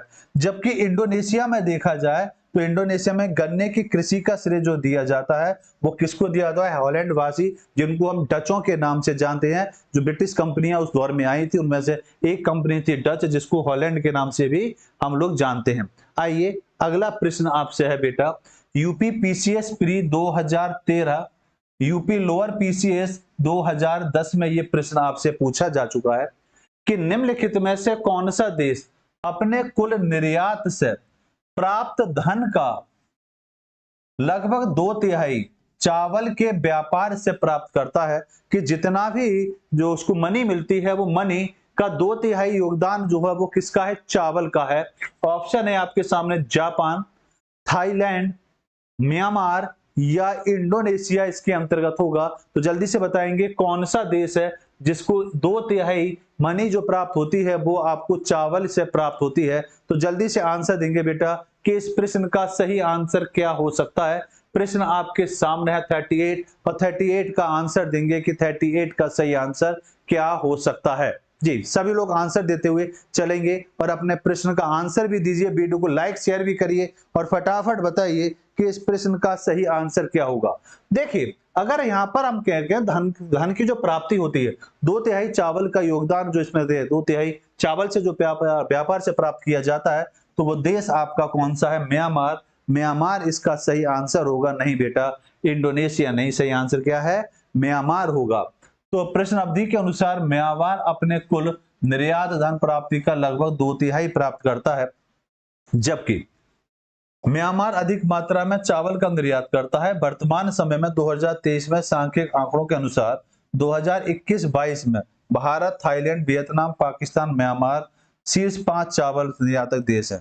2022 में भारत इतने टन प्राप्त करता है और विश्व में सर्वाधिक चावल का निर्यात करता है, उस प्रश्न के आधार पर जो उस समय प्रश्न आपसे पूछा गया था। ठीक, अगला प्रश्न है आपके सामने, यूपी लोअर पीसीएस 2015 का ये प्रश्न है और प्रश्न का आंसर दीजिए बेटा क्या होगा कि निम्नलिखित देशों में किस में कपास का प्रति हेक्टेयर उत्पादन 2014 में विश्व में सर्वाधिक था। 2015 का यह प्रश्न है, इसलिए ध्यान से आंसर देंगे। इसका सही आंसर क्या होगा? इजराइल होगा, मैक्सिको होगा, पाकिस्तान होगा या आपका ऑस्ट्रेलिया ऑप्शन बनेगा। तो जल्दी से बताएंगे इसका सही और सटीक आंसर क्या बन सकता है क्वेश्चन नंबर 39 का। निखिल जल्दी से बताइए इस प्रश्न का सही आंसर क्या होगा। क्वेश्चन नंबर डालते हुए बताएंगे कि क्वेश्चन नंबर 39 का सही आंसर क्या हो सकता है। तो देखिए, अगर हम देखें कपास के प्रति हेक्टेयर उत्पादन 2014 में विश्व में सर्वाधिक योगदान जो था वो योगदान आपका किसका था? ऑस्ट्रेलिया का। ऑस्ट्रेलिया का योगदान उस दौर में सबसे ज्यादा था। अगर इसको अगर हम देखें आंकड़ों के अनुसार, तो आंकड़ों के अनुसार देखेंगे तो पहले आंसर आपका डी बिल्कुल क्लियर है कि प्रश्न के अनुसार ऑस्ट्रेलिया में कपास का प्रति हेक्टेयर उत्पादन क्या था? उस दौर में सर्वाधिक रहा था। अगर आंकड़ों की बात करते हैं तो यूएसडीआई की रिपोर्ट के अनुसार 2020-21 में ऑस्ट्रेलिया के कपास उत्पादन जो था वो 2217 किलोग्राम हेक्टेयर रही थी, जबकि वर्तमान में अगर देखें 2023 में चीन की कपास की प्रति हेक्टेयर उत्पादकता जो है 2027 किलोग्राम हेक्टेयर पाई गई है, जो सर्वाधिक है। तो 2023 के आंकड़ों में अगर देखेंगे तो 2023 में अगर वर्तमान को देखा जाए तो चीन का स्थान प्रथम स्थान पर आता है, लेकिन अगर पुराने आंकड़ों को देखेंगे तो आपका स्थान ऑस्ट्रेलिया रखेंगे। वहीं ऑस्ट्रेलिया का उत्पादन जो है 1943 आता है, मतलब ऑस्ट्रेलिया अब वर्तमान में देखा जाए तो द्वितीय स्थान पर, लेकिन जिस समय प्रश्न पूछा गया था उस समय ऑस्ट्रेलिया पहले स्थान पे था और आपका चीन द्वितीय स्थान पे था, लेकिन वर्तमान में यह कंडीशन आपस में बदल गई है। इसके पश्चात आपका तुर्की का है और उसके बाद ब्राजील, इजराइल का स्थान आता है, जिन्होंने लगभग इतने हेक्टेयर का उत्पादन किया है। आइए अगला प्रश्न आपसे पूछा जा रहा है। प्रश्न कह रहा है यूपी पीसीएस मेंस 2013 का ये प्रश्न है। प्रश्न कह रहा है निम्नलिखित देशों में से कौन एकमात्र चुकंदर से चीनी तैयार करता है? तो चुकंदर से चीनी तैयार करने वाला देश कौन सा है आपका? फ्रांस है, यूक्रेन है, जर्मनी है या इटली इसके अंतर्गत आएगा? तो जल्दी से बताएं कौन सा देश है जो आपका चुकंदर से चीनी तैयार करता है? तो जल्दी से फटाफट आंसर देंगे इस समय कौन सा देश है। उस देश की बात करें तो काफी समय से रूस के साथ उसका युद्ध चल रहा है। अब बताएंगे उसका सही आंसर क्या होगा। 39 का आंसर डी 39। अब क्वेश्चन नंबर हम 40 पर हैं। तो देखिए, अगर देखा जाए तो विश्व में चुकंदर से चीनी तैयार करने वाला देश कौन सा है? यूक्रेन है। यूक्रेन ये हरकत करता है और इसको अगर हम देखें आगे तो बात को समझेंगे कि यूक्रेन विश्व में एक ऐसा देश है जो संपूर्ण चीनी का उत्पादन किससे करता है बेटा? चुकंदर से करता है। भाई चुकंदर को देखें तो शर्करा देने वाली फसलों में गन्ना के बाद चुकंदर का स्थान आता है। अगर चीनी की बात करें तो प्रथम स्थान पर देखा जाए तो गन्ने से चीनी को तैयार किया जाता है। लेकिन जिन देशों में चीनी के लिए गन्ना तैयार मिलता नहीं है, गन्ने की फसल नहीं होती या कम होती है, तो उस कंडीशन में देखेंगे तो वहां पर जो होता है चुकंदर का व्यापार किया जाता है, उत्पादन किया जाता है। विश्व के कुल चीनी का लगभग 40% भाग चुकंदर से तैयार किया जाता है। और विश्व में आप रूस, फ्रांस, यूएसए, जर्मनी, तुर्की प्रमुख तौर पर देखें तो चुकंदर के उत्पादक देशों में इनका स्थान आता है। विश्व में चीनी का सर्वाधिक उत्पादन देश कौन सा है? ब्राजील है। उसके बाद आपके भारत का नाम आता है, जिसकी बात हम पिछली क्लासों में कर चुके हैं जब फसलों की बात करी थी। अगला प्रश्न आपका है बेटा, Madhya Pradesh PCS pre 2005, UP PCS pre 2016 का यह प्रश्न है आपसे। प्रश्न पूछा जा रहा है सबसे अधिक चाय का निर्यात कौन सा देश करता है? कि चाय का निर्यात करने वाला सबसे बड़ा देश कौन सा है? आपके सामने श्रीलंका है, चीन है, केनिया है, भारत है। तो जल्दी से बताएंगे इसका सही आंसर क्या होगा। देखिए, प्रश्न आपसे पूछा गया है 2016 में आखिरी बार, लेकिन अगर हम 2016 के अनुसार चलेंगे तो 2016 के अनुसार अगर देखें तो पहले पहले जो चीन का जो निर्यात किया, चीन चाय का जो निर्यात किया जाता था, बड़े स्तर पे किया जाता तो उस समय स्थान जो था आपका श्रीलंका का स्थान उस दौर में था। लेकिन वर्तमान में अगर देखा जाए तो वर्तमान में जो स्थान आता है तो वर्तमान में आंसर होगा आपका चीन। लेकिन प्रश्न आपसे 2016 में आखिरी बार पूछा गया तो उस दौर में आंसर क्या था आपका? श्रीलंका रहा था। तो वर्तमान में याद रखेंगे, फिलहाल वर्तमान में आंसर आपका चीन है। तो प्रश्न के अनुसार चाय का सर्वाधिक निर्यातक देश उस समय चीन था। देखिए, किंतु वर्तमान में कौन सा है? चीन है, जो विगत एक दशक से बना हुआ है। चीन विश्व में चाय का सबसे बड़ा उत्पादक तथा निर्यातक दोनों ही नामों पर इसका प्रथम स्थान आता है। चीन में चाय के कई प्रकार पाए जाते हैं, जिसमें ब्लैक चाय, ग्रीन चाय, येलो चाय, फ्लावर चाय आदि तरह की चाय आती हैं। चीन अपने चाय का निर्यात मुख्य रूप से यूरोप करता है, अमेरिका में करता है और एशिया के देशों में करता है। चीन के अतिरिक्त चाय के अन्य निर्यातक सूत्र जो है वो आपके भारत का, श्रीलंका और केनिया भी अपना स्थान रखते हैं। तो बिल्कुल यहाँ पर सही आंसर होगा हाँ, प्रेजेंट में बेटा चीन है, बिल्कुल।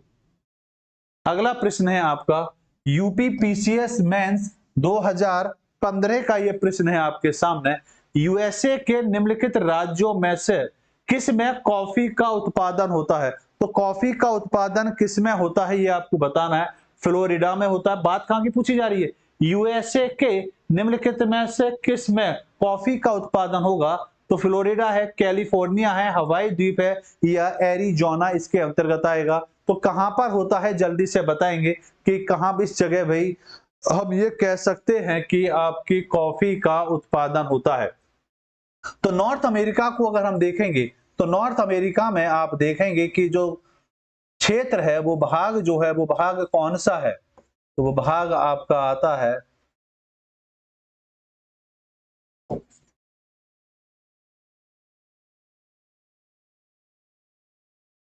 ये आपका नॉर्थ अमेरिका है। और नॉर्थ अमेरिका में यहाँ पर एक छोटा सा आइलैंड है जिसको बोला जाता है हवाई आइलैंड। तो हवाई आइलैंड जो है इस जगह आप ये कह सकते हैं कॉफी का उत्पादन बड़े स्तर पर किया जाता है। ठीक, तो इसका सही आंसर होगा आपका हवाई आइलैंड। जरा समझ लीजिए भाई, यूएसए के हवाई राज्य में कॉफी का उत्पादन होता है। हवाई राज्य के उत्पादित होने वाली कॉफी को किस नाम से जाना जाता है? कोना कॉफी के नाम से जाना जाता है। तो कोना कॉफी के नाम से इसको जाना जाता है। हालांकि यूएसए कॉफी का एक प्रमुख आयातक देश है। कहवा एक हरी झाड़ी का बीज होता है जिसके पाउडर से पेय पदार्थ तैयार किया जाता है। तो इसका सही आंसर जो बना बेटा वो आंसर आपका क्या रहेगा? सी रहेगा।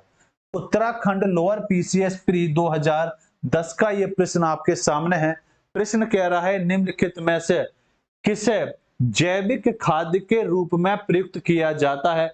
जैविक खाद्य के रूप में किसका प्रयोग किया जाता है? बात कब की है? 2010 का यह प्रश्न है। नीम का है, एजोला का है, यूरिया का है या पोटेशियम इसके अंतर्गत आएगा? तो जल्दी से बताएंगे कि इस चीज का प्रयोग जैविक खाद्य के रूप में किया जाता है। जी फटाफट देंगे बेटा आंसर। इसका सही आंसर क्या हो सकता है? सभी लोग आंसर देते हुए चलेंगे और वीडियो को लाइक शेयर भी करते चलेंगे और दीजिए इसका आंसर कि सही आंसर क्या होगा। बेटा दीप सिंह आंसर दो, बेटा रावत आंसर दो फटाफट। क्वेश्चन नंबर आपके सामने है 43।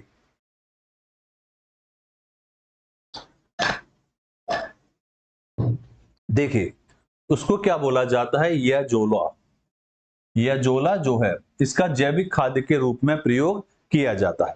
ठीक, बिल्कुल सही आंसर। ये तैरती हुई फर्न होती है। ये तैरती क्या होती है? फर्न होती है जो शैवाल से मिलती जुलती होती है, इसलिए इसका उत्पादन जो किया जाता है जैविक खाद्य के रूप में किया जाता है। भाई यह जोला का प्रयोग देखा जाए तो आंसर इसका आपका बी है, बिल्कुल सही। यह जोला का प्रयोग जैविक खाद्य के रूप में किया जाता है। यह एक तैरती हुई फर्न होती है जो शैवाल से बिल्कुल मिलती जुलती होती है। सामान्यतः यह जोला को धान के खेत में या उसके पानी में उगाया जाता है। इससे बायोडीजल भी तैयार किया जाता है। तो ये प्रश्न आपका पीसीएस में पूछा गया है कि बायोडीजल तैयार किससे किया जाता है? ये प्रश्न एग्जाम में आया है। ये पशुओं के लिए पौष्टिक आहार होता है जिसको खिलाने से दुग्ध उत्पादन बढ़ता है। भारत में इस एजोला की 7 से 8 किस्म पाई जाती हैं जिनका उपयोग हरी खाद में बड़े स्तर पर किया जाता है। ठीक, आइए अगला प्रश्न है आपका, और अगला प्रश्न है यूपी लोअर पीसीएस 1998 का ये प्रश्न है। हाँ बिल्कुल सही आंसर है बेटा, वहां भी होता है। सैक्रामेंटो सैन जोवाक्विन घाटी जो अमेरिका में अंगूर व स्टिक नींबू वंश के फलों के उत्पादन के लिए विख्यात है, वो कहां पर अवस्थित है? कैलिफोर्निया राज्य में है, आपके अलास्का में है, मैक्सिको में है या आपके कोलंबिया में है? तो जल्दी से बताएंगे ये किस जगह है आपका जहां पर ये खेती फसल फलों के उत्पादन के लिए जानी जाती है? तो जल्दी से आंसर देंगे बेटा। इस प्रश्न का सही आंसर क्या हो सकता है? प्रश्न आपके सामने है 44 कि 44 का सही और सटीक आंसर ये होगा। तो देखिए अगर हम बात करते हैं कि जहां पर अंगूर व स्टेक का फलों का उत्पादन किया जाता है तो वो आंसर होगा कैलिफोर्निया राज्य। कैलिफोर्निया राज्य का इसका सही आंसर होगा ए होगा, बिल्कुल राइट आंसर। तो बिल्कुल सही आंसर क्या है आपका ए कि सैक्रामेंटो सैन जोवाक्विन घाटी जो अमेरिका में अंगूर व स्टिक्स नींबू वंश के फलों के उत्पादन के लिए विश्व में प्रसिद्ध है, वह संयुक्त राज्य अमेरिका के कैलिफोर्निया राज्य में आती है। इसमें अधिकांश भागों में जलवायु भूमध्य सागरीय है जो रसीले फलों की खेती के अनुकूल है। यहाँ विश्व की प्रसिद्ध मृत घाती घाटी डेथ वैली भी स्थित है। तो बिल्कुल सही आंसर क्या हुआ आपका? ए होगा, बिल्कुल राइट आंसर। ब्राजील में विशाल कहवा बागानों को क्या कहा जाता है? यूपी पीसीएस प्री 2017 का प्रश्न है, जल्दी से बताएंगे और इसका आंसर कई बार हम लोगों ने डिस्कशन किया है, व्याख्या करी है, तो जल्दी से बताइए इसका आंसर क्या होगा? स्टेट होगा, स्टेसियास होगा, कलखोजेस होगा या फजेंडा इसका आंसर होगा? तो देखते हैं इसका सही आंसर कौन देता है कि ब्राजील में जो विशाल कहवा के बागान होते हैं उनको किस नाम से जाना जाता है? फटाफट दीजिए आंसर। रावत जी आंसर दो बेटा, दीप सिंह आंसर दो, निखिल आंसर दो, सभी लोग आंसर देते हुए चलेंगे कि इस प्रश्न का सही आंसर ये वाला बनता है। तो देखिए यहाँ बात को जरा समझें, हमने पिछली क्लासों में चर्चा करी थी कि उसको क्या बोला जाता है? फजेंडा बोला जाता है। तो फजेंडा को आंसर होगा जो लाल मिट्टी के लिए जाना जाता है। ठीक, लाल मिट्टी से फसल होती है, लाल मिट्टी की क्या खेती होती है ये? तो बिल्कुल सही आंसर है आपका डी कि ब्राजील में विशाल कहवा के बागानों को क्या कहा जाता है? फजेंडा कहा जाता है। यहाँ की लाल मिट्टी कहवा की खेती के लिए सर्वोत्तम है। ब्राजील को कहवा का घर भी कहा जाता है। ये वनडे के प्रश्न बनते हैं इस तरह आगे। यहाँ कॉफी व्यापार तथा मीट पैकेजिंग का सर्वाधिक महत्वपूर्ण सेंटर है, जिस सेंटर को साओ पाउलो के नाम से भी जाना जाता है। इसी प्रकार इसके साथ साथ साओ पोलो का वाहे बंदरगाह सैंटोस सर्वाधिक महत्वपूर्ण कॉफी निर्यातक बंदरगाह के नाम से भी जाना जाता है, जो आपका सैंटोस जिला है उससे लगभग 80 किलोमीटर दूरी पर है। यूपी लोअर पीसीएस 2008 का ये प्रश्न है। प्रश्न ये कह रहा है, निम्न देशों में से किस एक में पहली बार उच्च उपज किस्म बीज विकसित किए गए थे? ऑप्शन है आपके सामने अर्जेंटीना, चीन, मैक्सिको या भारत इसका सही आंसर होगा। तो जल्दी से बताएंगे कहां पर उच्च उपज किस्म के बीज विकसित किए गए थे, तो जल्दी से आंसर देंगे इसका सही आंसर क्या होगा। अमेरिकी वैज्ञानिक थे जिन्होंने इसका उच्च किस्म के बीजों को विकसित करने की कोशिश की थी। तो जल्दी से आंसर देंगे इस प्रश्न का सही आंसर सर ये वाला होना चाहिए। तो क्वेश्चन नंबर 46 का सही आंसर होगा आपका मैक्सिको। मैक्सिको में पहली बार उच्च उप किस्म के बीजों को विकसित करने की कोशिश करी गई थी और इसमें मुख्य योगदान अमेरिकी वैज्ञानिकों का था जिसका नॉर्मन ई नाम था। तो बिल्कुल सही आंसर होगा कि मैं आंसर होगा आपका सी कि मैक्सिको में पहली बार उच्च उप किस्म के बीज विकसित किए गए थे। इसमें महत्वपूर्ण योगदान किसका रहा था? अमेरिकी जो कृषि थे जिनका वैज्ञानिक थे उनका नाम था नॉर्मन ई बैरलॉग, इनका मुख्य योगदान था जिसके कारण हम सभी जानते हैं हरित क्रांति के जनक के तौर पर भी इनको जाना जाता है। तो एक प्रश्न आपसे कई बार पूछा गया है कि हरित क्रांति के जनक किसे जाना जाता है, और जबकि भारत में हरित क्रांति के जनक के तौर पर डॉक्टर एम एस स्वामीनाथन को जाना जाता है। तो दोनों प्रश्न आपके लिए इंपॉर्टेंट है कि हरित क्रांति का जनक किसे कहा जाता है और भारत में हरित क्रांति के जनक के तौर पर किसको जाना जानता है। हरित क्रांति की बात करेंगे तो हरित क्रांति किस फसल के लिए जानी जाती है? तो आंसर होगा आपका गेहूं। गेहूं के लिए ये जानी जाती है। यूपी पीसीएस मेंस 2007 का प्रश्न है कि निम्नलिखित में किस देश समूह में मक्का मुख्य भोजन के रूप में प्रयोग में आता है? मक्का मुख्य भोजन के तौर पर जाना जाता है। पश्चिमी यूरोप, रूस, मध्य अफ्रीका या दक्षिण पूर्वी एशिया भाग इसका आंसर होगा। तो जल्दी से बताइए मक्का जो मुख्य भोजन के रूप में प्रयोग में आता है वो कौन सा क्षेत्र है जहां पर इसको भोजन के तौर पर जाना जाता है? रावत बेटा कोई बात नहीं बेटा, जल्दी से आंसर देंगे। क्वेश्चन नंबर आपका 47। ऑप्शन है आपके सामने पश्चिमी यूरोप, आपके सामने ऑप्शन है बेटा रूस, मध्य अफ्रीका या दक्षिण पूर्वी एशिया। तो यहां पर जरा बात होती है मक्के की बात करेंगे तो मक्के में vitamin A, C, E, carbohydrate और खनिज जैसे बहुत सारे तत्व इसके अंतर्गत पाए जाते हैं और इसको भोजन के रूप में जो माना जाता है वो आंसर होगा मध्य अफ्रीका। मध्य अफ्रीका इसका सही आंसर होगा। भाई यहाँ पर जो प्रोटीन की बात करी थी, प्रोटीन लगभग इसके अंतर जो पाया जाता है 9% के भाग के तौर पर इसमें प्रोटीन होती है। तो इसका सही आंसर हुआ आपका सी, बिल्कुल सही आंसर है कि मक्का जो मध्य अफ्रीका के मुख्य भोजन के रूप में प्रयोग किया जाता है। देखिए यहाँ बिल्कुल क्लियर लिखा है कि vitamin A, C, E, carbohydrate तथा खनिज से ये भरपूर होता है। इसके अतिरिक्त ऊर्जा के प्रमुख स्रोत होता है और इसमें 9% प्रोटीन पाई जाती है। जबकि विश्व में अगर हम बात करेंगे तो विश्व में यूएसए सर्वाधिक मक्का उत्पादित करने वाला देश है। तो प्रश्न बनेगा कि मक्का उत्पादन करने वाला सबसे बड़ा देश कौन सा है? तो वो आंसर आपका यूएसए है। लेकिन भोजन के तौर पर व्यापक तौर पर जो प्रयोग किया जाता है तो आंसर आपका मिडिल अफ्रीका इसके अंतर्गत आएगा। इसके अतिरिक्त प्रमुख उत्पादक देशों में अगर आप देखेंगे तो चीन, ब्राजील, अर्जेंटीना और यूक्रेन इसके अंदर।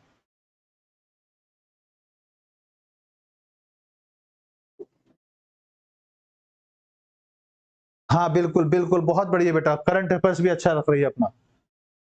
यूपी पीसीएस मेंस 2007 का प्रश्न है बेटा, और प्रश्न आपसे कह रहा है हेरोन प्राप्त होती है भांग से, अफीम पोस्ता से, तंबाकू से या सुपारी से? तो जल्दी से बताएंगे इसका सही आंसर क्या हो सकता है कि हेरोन प्राप्त कहां से होती है, किस फसल के द्वारा इसको प्राप्त किया जाता है? हेरोइन की बात करें तो एक नशीला पदार्थ है जिस पर प्रतिबंध लगाया गया है और जिस खेती के तहत इसको प्राप्त किया जाता है उसको करने के लिए भी लाइसेंस की जरूरत होती है। तो यहाँ पर जो आंसर आएगा वो आंसर आपका आएगा अफीम। अफीम पोस्ता इसका सही आंसर होगा। बी होगा इसका बिल्कुल सही और सटीक आंसर। इसको डायरेक्ट खेती नहीं कर सकते, इसके लिए गवर्नमेंट से परमिशन लेनी पड़ती है। तो इसका सही आंसर होगा आपका ये। तो बिल्कुल सही आंसर है बेटा सभी का कि हेरोइन अफीम पोस्ता से प्राप्त होती है। यह एक नशीला पदार्थ होता है जिस पर प्रतिबंध लगाया गया है। इसका व्यापार उत्पादन वैध तरीके से किया जाता है। इसे चीन, स्टार्च, कैफीन, कुनेन, अन्य ओपियोइड जैसे फेंटेनाइल के साथ मिलाया जाता है। इस हेरोइन को हम देखें तो डाई एसिटाइल मॉर्फिल या हम कह सकते हैं डाइमार्फिन आदि नामों से भी जाना जाता है। और इस पर वर्तमान में क्या लगा हुआ है? प्रतिबंध। और इसको करने के लिए क्या होती है? परमिशन लेनी पड़ती है।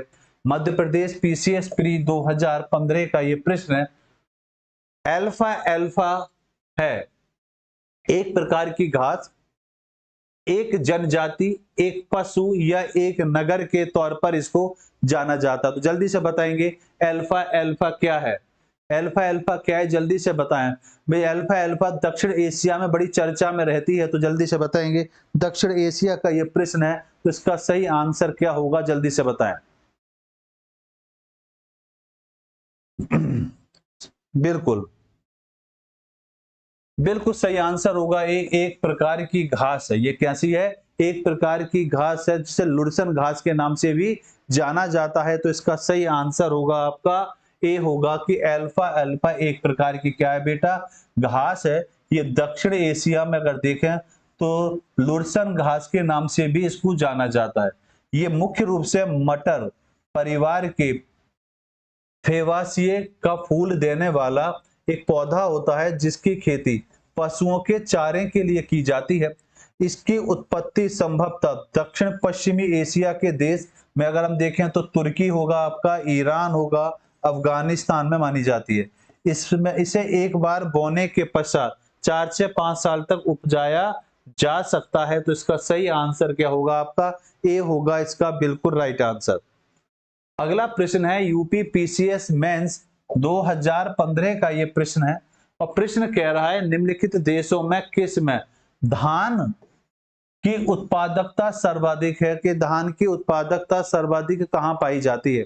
ऑप्शन है आपके सामने चीन, भारत, जापान या जर्मनी। तो फटाफट आंसर देंगे। 2015 का प्रश्न की सही आंसर क्या होगा?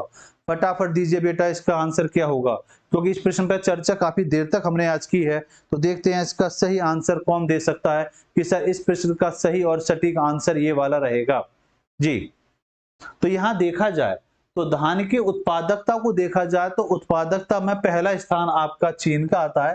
जबकि आज हमने चर्चा करी थी उत्पादक क्षेत्र के आधार पर कि फसल के तौर पर धान की या चावल की सबसे ज्यादा क्षेत्रफल के आधार पर खेती कहाँ होती है? तो प्रथम स्थान भारत का आएगा। तो इसका सही आंसर आपका चीन है। तो व्याख्या में बिल्कुल सही आंसर आपका ए है। दिए गए देशों में चीन में धान की उत्पादकता जो होती है वो सर्वाधिक होती है। एफओ की वर्ष 2020 की रिपोर्ट के अनुसार चीन में धान की उत्पादकता जो थी वो 70,400 किलोग्राम हेक्टर पाई गई थी। वहीं जापान में देखें तो 66,390 किलोग्राम हेक्टर। भारत में चावल की उत्पादकता तो वर्ष 2021 और 22 में 2,809 किलोग्राम हेक्टर रहने का अनुमान है, रह चुकी है फिलहाल ये, ठीक है ना। जबकि खरीफ की बात करें, खरीफ के मौसम में बात करें तो 2,718 किलोग्राम, जबकि रबी की फसल में 3,521 किलोग्राम हेक्टोग्राम के रह चुकी है। आइए अगले प्रश्न पर। राजस्थान प्री 2008 का ये प्रश्न है आपका। निम्नलिखित में से किस फसल में एजोला एनावीना जैव उर्वरक का उपयोग किया जाता है? ऑप्शन है आपके सामने गेहूं का, चावल होगा, सरसों होगा या आपका कपास इसका आंसर होगा। तो जल्दी से बताएंगे इसका सही आंसर क्या होगा कि इसका सही और सटीक आंसर जो बनेगा वो ऑप्शन आपका ए बी सी डी में से कौन सा है? भाई पशुओं के लिए पौष्टिक आहार भी होता है और इसका उत्पादन जो किया जाता है कार्बन गुणों से ये भरपूर होती है, इसलिए इसका उत्पादन किया जाता है बड़े स्तर पर। और यहाँ पर जो किया जाता है एजोला एनावीमा का जैव उर्वरक के रूप में, तो वो आंसर होगा चावल के लिए किया जाता है। तो चावल या धान इसका सही आंसर बनता है। तो सही आंसर बनता है आपका बी, बी होगा बिल्कुल सही आंसर। वेरी गुड बेटा। तो आंसर बिल्कुल सही है आपका बी होगा कि एजोला एनावीवा जैव उर्वरक का उपयोग चावल या धान के उत्पादन के तौर पर किया जाता है। यह पशुओं के लिए एक पौष्टिक आहार भी होता है और यह धान की उत्पादकता को बढ़ाने के साथ साथ भूमि में कार्बनिक गुणों को बढ़ावा देती है। ये एक प्रकार की खेत में डालने पर संपूर्ण खेत में फैल जाता है। ये धान की फसलों को नाइट्रोजन की पूर्ति करता है जिससे धान की उपज बढ़ जाती है। इसका प्रयोग लोग घरों में ड्राइंग रूम में सजाने में भी करते हैं। तो सही आंसर जो होगा वो आंसर क्या है आपका बी इसका बिल्कुल right answer. UP lower PCS 2010 का प्रश्न है आपके लिए। प्रश्न कह रहा है नील हरित शैवाल निम्नलिखित में से किस एक फसल की पैदावार बढ़ाने के लिए जैव उर्वरक के रूप में प्रयोग लाया जाता है? गेहूं होगा, धान होगा, आपका चना होगा या सरसों इसके तहत होगा? तो जल्दी से बताएंगे इसका सही आंसर क्या हो सकता है कि नील हरित शैवाल का प्रयोग जो किया जाता है पैदावार को बढ़ावा देने के लिए जैव उर्वरक के रूप में, तो किस फसल में किया जाता है? तो जल्दी से बताएंगे इस प्रश्न का सही आंसर क्या हो सकता है। जी जल्दी से आंसर दें कि सर इस प्रश्न का सही आंसर ये होगा क्वेश्चन नंबर 52।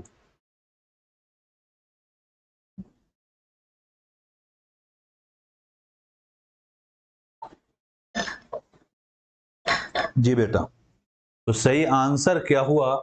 सही आंसर होगा सर धान। धान होगा इसका बिल्कुल right answer B. Deep Singh बहुत बढ़िया बेटा, वेरी गुड। तो नील हरित शैवाल धान की फसल की पैदावार बढ़ाने हेतु जैव उर्वरक के रूप में प्रयोग किया जाता है। यह धान की फसल को नाइट्रोजन की पूर्ति करता है और यह कई रासायनिक पदार्थों का स्राव भी करता है जिससे बीजों के अंकुरण और फसलों के समान वृद्धि होती है। यह एक जीवाणु पलायन होता है जो प्रकाश संश्लेषण से ऊर्जा प्राप्त करता है। तो सही आंसर आपका क्या होगा? बी। निम्नलिखित कथनों पर विचार कीजिए तथा नीचे दिए गए कोटों का सही उत्तर का चयन कीजिए। ये प्रश्न आपका यूपी पीसीएस प्री 2005 में ये प्रश्न आपसे पूछा जा चुका है कि क्यूबा को विश्व का चीनी का कटोरा कहा जाता है। पहला सही है, बताना जरा। हांगकांग चीन का विशिष्ट प्रशासनिक प्रदेश है। संसार में संयुक्त राज्य अमेरिका दूध का अग्रणी उत्पादक है या ऑस्ट्रेलिया एक संघीय राज्य है? तो जल्दी से बताएंगे कि पहला दूसरा सही है, पहला दूसरा तीसरा सही है, दूसरा तीसरा चौथा सही है या पहला दूसरा चौथा ऑप्शन सही है? तो इसका सही आंसर क्या होगा? जल्दी से बताएंगे कि इसका सही और सटीक ऑप्शन ये वाला बनेगा। जी फटाफट आंसर दें।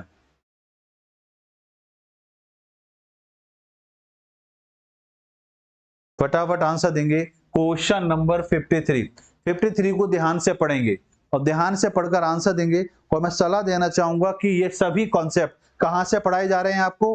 अरिहंत प्रीलिम्स पॉसिबल की बुक्स के द्वारा पढ़ाया जा रहा है। जो भी कुछ पढ़ाया जा रहा है इस बुक के द्वारा ही पढ़ाया जा रहा है। जो कुछ इस बुक में है वही आपको पढ़ाया जा रहा है। तो आप नजदीक के बुक स्टोर से इस बुक को जरूर खरीदें और अपनी तैयारी को बेहतर करें। श्रृंखला के साथ भी जुड़े रहें और इस प्रश्न को बुक को भी अपने पास रखें ताकि तैयारी आपकी और बेहतर हो सके। भारत दूध में फर्स्ट स्थान है। दी आंसर बिल्कुल सही आंसर, बिल्कुल सही आंसर दिया है कि अगर हम बात करें तो तीसरा ऑप्शन गलत है कि संसार में संयुक्त राज्य अमेरिका दूध का अग्रणी उत्पादक राज्य। तो संयुक्त राज्य अमेरिका नहीं है। कौन सा देश है? भारत है, इंडिया है जो भारत दूध का सबसे अग्रणी उत्पादन देशों में आता है। जबकि यूएसए की बात करेंगे तो यूएसए का तो दूसरा स्थान है, फिर पाकिस्तान का नाम आता है, फिर चीन का आता है और उसके बाद ब्राजील का आता है। तो ये बात बिल्कुल क्लियर है कि क्यूबा को विश्व का चीनी का कटोरा कहा जाता है। हांगकांग चीन का विशिष्ट प्रशासनिक प्रदेश है, ये भी बिल्कुल क्लियर। और संयुक्त राज्य अमेरिका में देखें, संसार में अगर देखें तो इंडिया दूध के उत्पादन में प्रथम स्थान पर, जबकि संयुक्त राज्य अमेरिका दूसरे स्थान पर आता है और ऑस्ट्रेलिया एक संघीय राज्य है। तो सही आंसर हुआ आपका डी, बिल्कुल सही आंसर। तो देखिए बात को जरा समझेंगे भाई, तो इसका सही आंसर होगा बिल्कुल डी। तो 1 2 4 बिल्कुल सही है भाई। उष्ण कटिबंधीय आर्द्र जलवायु के कारण क्यूबा में गन्ने का पर्याप्त उत्पादन होता है, इसलिए क्यूबा को हम देखें चीनी का कटोरा कहा जाता है। और इस बात को हमने कल की क्लास में बहुत बेहतर तरीके से समझा था। हर क्लास का अपना महत्व है। पूरी जैसे कल आपकी छुट्टी है तो आप क्या करेंगे, एक तरफ से पूरी सभी सीरीज को किसी एक सब्जेक्ट को पकड़ लीजिए और हर संडे उस सब्जेक्ट की जो प्ले लिस्ट में जाकर हर सब्जेक्ट को बेहतर करने की कोशिश करें जो सब्जेक्ट आपका है कमजोर। ठीक, हालांकि चीनी उत्पादन में क्यूबा एक महत्वपूर्ण राष्ट्र की श्रेणी में नहीं आता। हांगकांग चीन का एक विशिष्ट प्रशासनिक प्रदेश है। हांगकांग पर लंबे समय तक ब्रिटिश प्रशासनों ने हुकूमत की थी। 1997 में ब्रिटेन की सरकार ने यहाँ पर प्रशासनिक डोर चीनी प्रशासन के हाथों सौंप दी। ऑस्ट्रेलिया संघीय संविधान वाले देशों के केंद्र सरकार और घटक राज्यों के बीच सत्ता विभाजन होता है। राज्यों को अपना अपना अलग स्वामित्व है, परंतु उन्हें संघ से पृथक होने का अधिकार नहीं है, जैसे कि हम भारत के परिप्रेक्ष्य में भी देख सकते हैं। कथन सदैव जो है वो गलत है, क्योंकि विश्व में सर्वाधिक उत्पादन में स्थान भारत का आता है, जबकि यूएसए का बात करें तो यूएसए का स्थान कौन सा आता है, द्वितीय स्थान इसके अंतर्गत आता है। मैं आशा करूंगा कि आज की क्लास में हमने काफी कुछ नई चीजों को सीखा। क्लास कैसी लगी अपने विचार जरूर बताएं, और सभी बच्चों को मैं सलाह दूंगा कि ये बुक आप अपने नजदीकी बुक स्टोर से जरूर खरीदें और इस श्रृंखला के साथ जुड़े रहें। और हाथ में अगर बुक होगी तो तैयारी और बेहतर हो पाएगी। रजिस्टर पेन लेकर बैठे, साथ में बुक लेकर बैठे और अपनी तैयारी को बेहतर करें, क्योंकि यहाँ पर चीजों को और बेहतर तरीके से व्याख्या के साथ समझाया जाता है ताकि आपके कॉन्सेप्ट क्लियर हो सके। तो चलिए कल फिर मिलते हैं अपने टाइम पर। चलिए धन्यवाद। नहीं बेटा, कल ऑफ है, कल ऑफ रहेगी, ठीक है।